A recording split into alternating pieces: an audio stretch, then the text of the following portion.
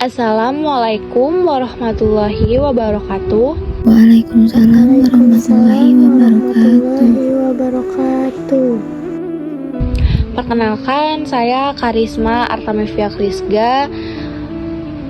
Asal saya dari Jakarta Pusat. Nah, Ustazah, saya mau bertanya. Kan banyak sekali nih kasus-kasus saat ini dalam kehidupan sehari-hari itu. Misalkan beberapa orang mulai menjauh tanpa alasan yang jelas. Mereka tuh jarang berkomunikasi dan hanya berbicara tentang hal-hal sepele jika memang diperlukan. Mengalami kesulitan dalam kehidupan pribadinya. Tapi yang lainnya tidak menunjukkan rasa peduli atau empati terhadap permasalahan tersebut. Bahkan ia tuh terkesan acuh tak acuh gitu, mulai menyebarkan rumor dan informasi palsu tentang yang lainnya tanpa memberikan kesempatan untuk klarifikasi.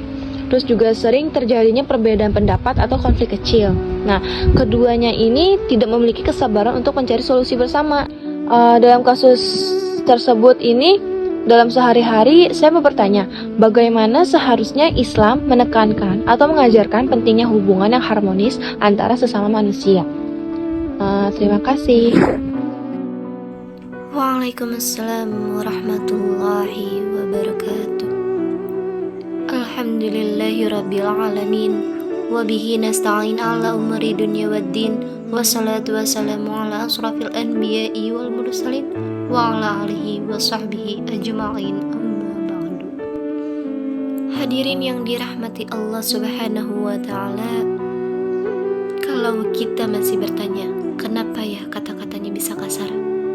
Kenapa ya lisannya bisa kasar? Kenapa ya pandangannya bisa tajam? Kenapa ya manusia itu sering gampang menggibah?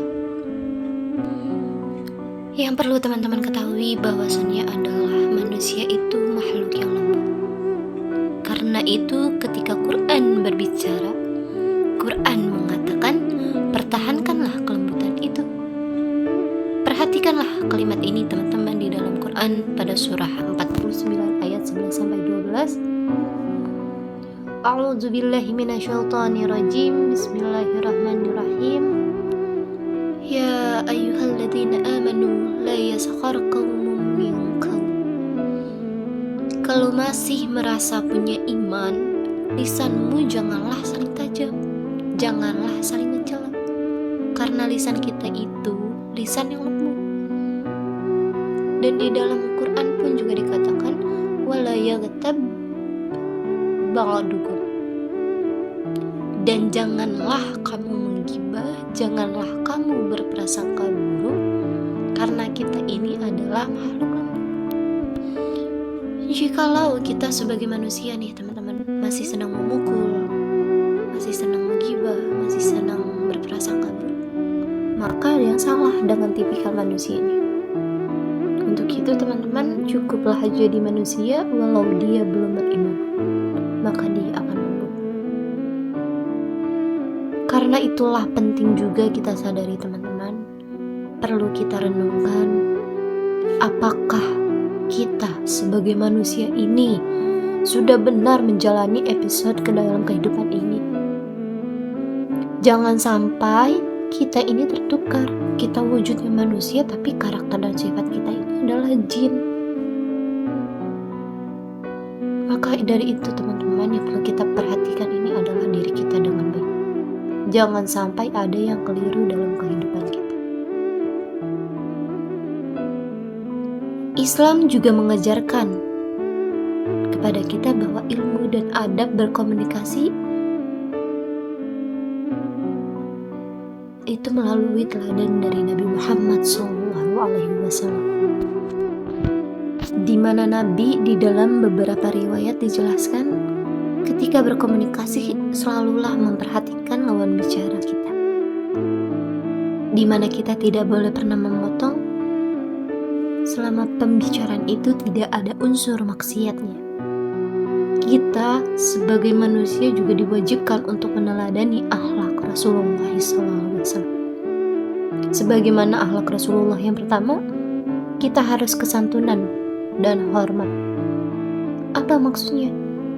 Jadi di dalam kita membangun hubungan sosial atau berkomunikasi dengan orang lain, Islam mengajarkan kita selalu untuk menjaga kesantunan, kesopanan, dan memberikan hormat kepada lawan bicara kita. Rasulullah SAW juga bersabda, barang siapa yang tidak memperlihatkan rasa malu, maka lakukanlah apa saja yang kamu inginkan. Di dalam hadis riwayat Al-Bukhari. Lalu sifat yang kedua yang perlu kita teladani dari akhlak Rasulullah adalah keadilan dan kebenaran. Islam mengajarkan kita bahwa berkomunikasilah yang baik, yang harus didasari oleh keadilan dan kebenaran. Jangan suka menyebarkan informasi palsu atau menciptakan sesuatu hal yang menggiring opini buruk atau yang dapat menciptakan fitnah. Allah juga berfirman dalam surat Al-Hujurat ayat 6, hai orang-orang yang beriman, jika datang kepadamu dalam keadaan fasik yang membawa suatu berita, maka selidikilah dengan teliti agar kamu tidak menimpakan suatu musibah kepada suatu kaum tanpa mengetahui keadaannya yang menyebarkan kamu menyesal atas perbuatanmu itu. Lalu akhlak Rasulullah selanjutnya adalah kita sebagai manusia adalah perlu adanya empati dan kepedulian kepada sesama manusia. Sebagai umat Islam, tentunya kita diajarkan oleh Rasulullah untuk menjadi pendengar yang baik dan memiliki empati terhadap perasaan orang lain. Rasulullah SAW juga bersabda, barang siapa yang tidak memberikan rahmat, maka tidak akan diberikan rahmat. Di dalam hadis riwayat Al-Bukhari. Lalu apa akhlak Rasulullah selanjutnya? Yaitu bersikap sabar dan tawadu. Dalam berkomunikasi pun kadang-kadang tanpa kita sadari kita akan dihadapkan dan perbedaan pendapat atau konflik di dalam. Ketika terjadi dalam kasus-kasus tersebut, yang perlu kita ketahui teman-teman, Islam juga mengajarkan kita untuk bersikap sabar dan rendah hati. Di mana Allah berfirman dalam surat Al-Furqan ayat 63, dan hamba-hamba Tuhan yang Maha Penyantun itu ialah orang-orang yang berjalan di bumi dengan rendah hati. Hadirin yang dirahmati Allah, yang dimuliakan oleh Allah, ini adalah sebagai pesan moral yang diberikan kepada kita semua yang sangat kuat, bahwa kadang-kadang untuk menjadi baik, untuk menjadi lebih baik itu, atau untuk lebih dekat dengan Allah, memang kita seringkali mengalami banyak ujian-ujian yang akan kita hadapi, atau permasalahan atau persoalan yang akan kita hadapi.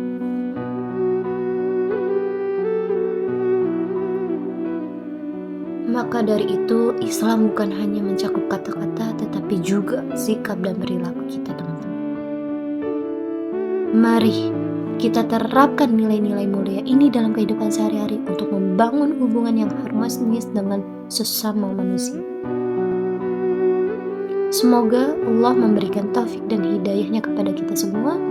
Semoga juga Allah memuliakan kita renungkan kembali. Belajarlah dari Al-Quran untuk menjadi makhluk yang mulia. Cukuplah menjadi manusia beriman kepada Allah, yang iman yang mendorong kita berperilaku lembut dan baik dalam kehidupan ini. Amin, amin ya rabbal alamin. Wassalamualaikum warahmatullahi wabarakatuh.